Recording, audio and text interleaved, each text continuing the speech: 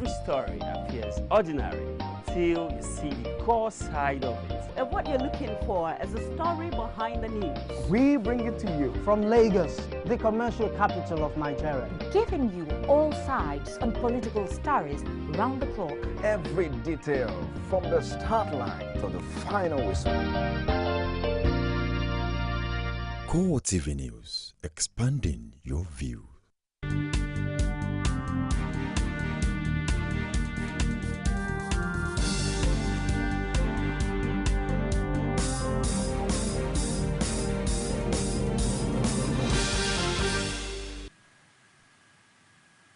Good morning, CoreTV News on the hour. I am Tolu Ojewumi. Media Concern Initiative has advocated for a comprehensive plan aimed at rehabilitating the girls abducted by Boko Haram ahead of their release. The group says rehabilitating the girls will take the joint efforts of the government, their families and philanthropists. Tommy Ojo has details in this report presented from our studio. Experts say the abduction will have an extremely devastating effect on the victims. They argue that such experience at a young age could make the situation more painful. A child development expert, Helen Oshikoya, says that a comprehensive medical check could be run on all the affected girls after their release. Some of them might have had their prime cut short. It's going to take a lot for them to get over it. Some will get over it, some will not get over it. The road will be rocky. But what we need to do is that we need to put things in place to make sure that this never happens again. And in doing that, I want to appeal to the federal government that going forward, we would like to have a psychological response unit to be incorporated into the operational framework of the Nigerian Emergency Management Agency. The likely traumatized situation of the victims came to focus when some speakers say priority should be given to the rehabilitation of the girls. Thinking that if these girls are brought back, it goes without saying that they will have gone through a lot of trauma. You know, they have been raped, they have been used in a way they would not like to have been used, and then bringing them back. It's a big question for all of us. How do we want to take care of them if they are back? And for me, I think the first step for us to take, you know, both government and the civil society, we need at this time to work together. Perhaps the most important aspect of the work will even be when they are returned. We hope and pray that they are returned safely, you know. But if they come back, we need to rehabilitate them. The hope exhibited by Nigerians for the release of the girls necessitated this kind of furor. The abduction of the Chibok schoolgirls has attracted global condemnation. May 27 of every year is slated as Children's Day. The day is usually celebrated with a public holiday for children. However, the abduction of the schoolgirls from Chibok has dampened the spirit of some children. Tommy Ojo has details in this report, presented from our studio. This year's Children's Day celebration seems to be different from the previous years.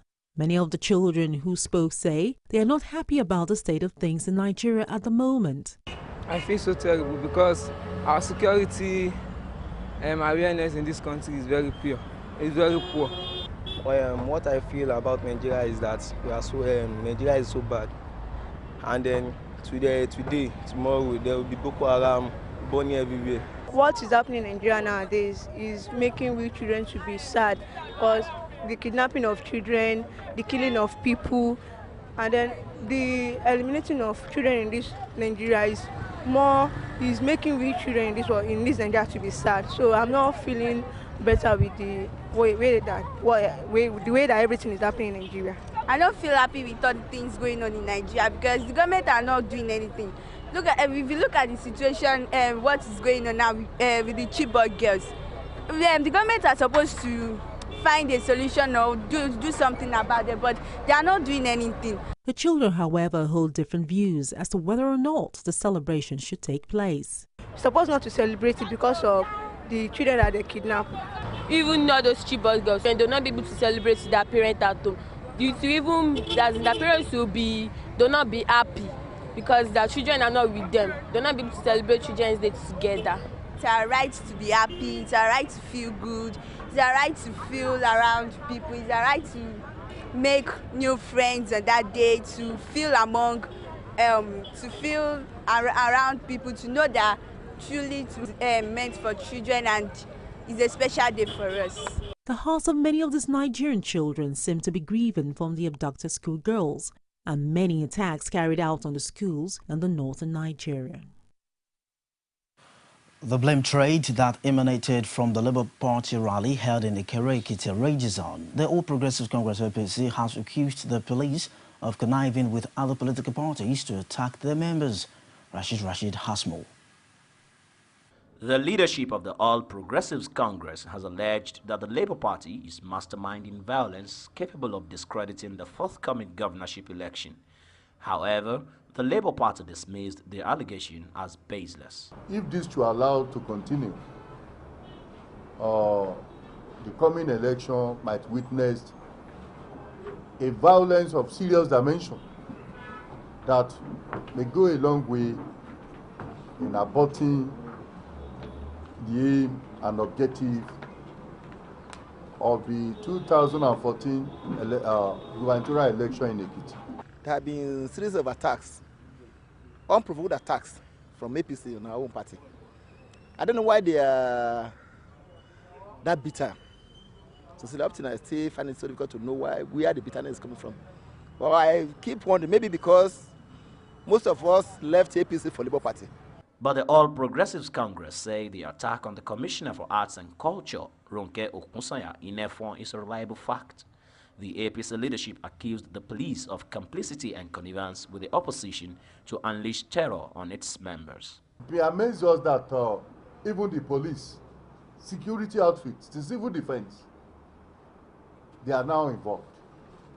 Because some of the shootings were done by the police and civil defense. Now, and a ruling party for that matter now says police is aiding and abetting an opposition.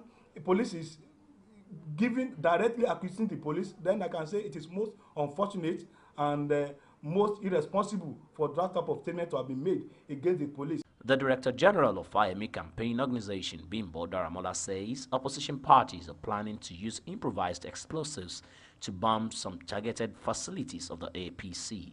Some of us here on this other side have also been slated for attack.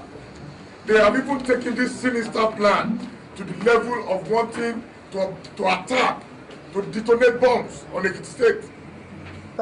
We start our own investigation to find out the veracity of his claim. If it is true, we'll find out. If it's not true, we'll still find out. But one thing I want to reiterate at this point is that those who live in glass house don't throw stone. Reactions from politicians and police seem to take the tone of a war of words due to the allegations. As a political party, like I've said, we are not cowards. At appropriate time, we will take decisions and we will curb them because we know the language too. But to be forewarned is to be forearmed. To enforce the law the way it is, and we've drawn the line, and whoever crosses it, in action and in words, whoever crosses it will be brought to justice. That is what I can assure you. A vehicle of the Ekiti State Peace Corps and campaign billboard of the incumbent governor were vandalized in broad daylight. These cases have raised questions on the need for a peaceful and credible election in Ekiti. Rashid, CoreTV News, Ado Ekiti. The Supreme Court has again dismissed the suit filed by the Democratic People's Party DPP's candidate in the 2011 governorship election in Delta State, Great Ogboru. The Apex Court had earlier on June 17, 2013, dismissed the appeal he filed against the judgment of the Court of Appeal, which affirmed the election of Emmanuel Uduaha of the People's Democratic Party PDP as the governor of the state. Dismissing the fresh application in its ruling, the court described it as an abuse of court process. The 7-man panel of the Apex Court, led by Justice Walter Onogan, awarded 8 million naira cost against Ogboru's lawyer, Dixon Osuala, for filing such a frivolous application. The 4 defendants in the suit are Oduaha, the PDP, the Independent National Electoral Commission (INEC), and the Attorney General of the Federation. Reactions continue to trail the suit filed in the Abuja High Court by Petroleum Minister Diezani Alison Madueke and the Nigerian National Petroleum Corporation (NNPC), seeking to stop the probe of 10 billion naira allegedly expended on a chartered jet for the minister's private use. And politicians, lawyers, and economists were unanimous in their condemnation of the suit they described as fraudulent. Jumoke Olatuji has details. The Nigerian National Petroleum Corporation (NNPC) and the Petroleum Minister Diezani Alison Madueke jailed the heir of the National Assembly when its accounting books revealed that the corporation spent 10 billion naira in 2 years on a chartered Challenger 805 aircraft for the private trips of the minister. This decision apparently did not go down well with the minister, who have now approached the courts with a prayer that all investigations and probe into the 10 billion naira expenditure be stopped. Reacting to the lawsuit, a member of the House of Representatives, Akim Muniru, explains that the invitation for the petroleum minister to appear before the House was designed to give her a fair hearing in the case and ensure the grey areas in the matter are unlocked. And the onus is on who has been elected to come and defend herself to members of the committee to come and clear the air that truly I've not used 10 billion naira. Oh, indeed, I've used 10 billion naira but appropriated for. Or indeed, in the line of my job, nobody is casting aspersions or judgment on anybody. Just an investigative hearing that come and explain to us these claims. Speaking in the same vein, a legal practitioner, GT Ogunye, says that although approaching the court to stop the rap's probe on the 10 billion naira is exercising a right, it does not remove the fact that it is a case of corruption. If you ask me whether that money that is spent on hiring a jet is justified, I will tell you no. That's my opinion, that there is too much flamboyance, ostentatious lifestyle by government officials, corruption in the midst of grinding, excruciating and asphyxiating poverty. This economist believes that there should be a proper accounting standards in the country. In other words, your position on the 10 billion naira air charter fees by NNPC can only be given a proper perspective to show whether it is a right decision or a wrong decision when that action is compared with what happens in other oil-producing companies. Corruption by government officials have been identified by various financial agencies across the world as the bane of the Nigerian society. Many of our anti-corruption agencies have been shown to be weak in prosecuting the war on graft. This case is a litmus test for the Nigerian judiciary. The whole world waits to see if it will actually stop Nigerian lawmakers from probing into an outrageous expenditure by a 7th minister. Olajumoke Olatunji, CoreTV News, Lagos. International observers are reacting to Ukraine's presidential election.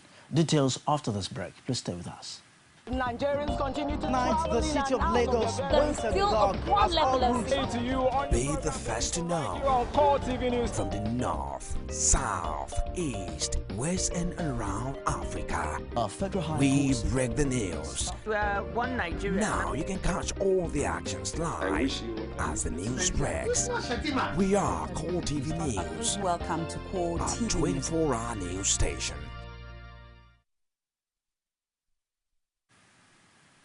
Thanks for staying with us. You're still watching CoreTV News on the hour. For more information on our news and other programs, visit us on our Facebook page, facebook.com/CoreTV News. You can follow us on Twitter. Our handle is @CoreTV News NG. On YouTube, www.youtube.com/CoreTV Space News. Outside Nigeria, international observers say that Ukraine's presidential election largely upheld democratic commitments and provided the new leader with the legitimacy needed to tackle the country's separatist insurgency. The vote provides the new president of Ukraine with the legitimacy to establish immediately an inclusive dialogue with all citizens in the eastern regions to restore their trust and confidence and to decentralize state power in order to preserve the unity of the country by respecting the diversity of Ukrainian society. Billionaire oligarch Petro Poroshenko says Ukraine will press on with an offensive to crush pro-Russian separatists in the east after partial results showed he had trounced his rivals in the first round of elections. Russia had refused to recognize the legitimacy of Ukraine's interim pro-Western leaders, and President Vladimir Putin only promised to respect the outcome of the presidential vote. The observers' mission acknowledged the high turnout put at more than 60% by the Central Election Commission in regions under the government's control, despite repeated attempts by militants to intimidate voters and organizers. That's the final whistle. Thank you for watching. I am Tolu or Jeremy. See you again on top of the hour. Good morning.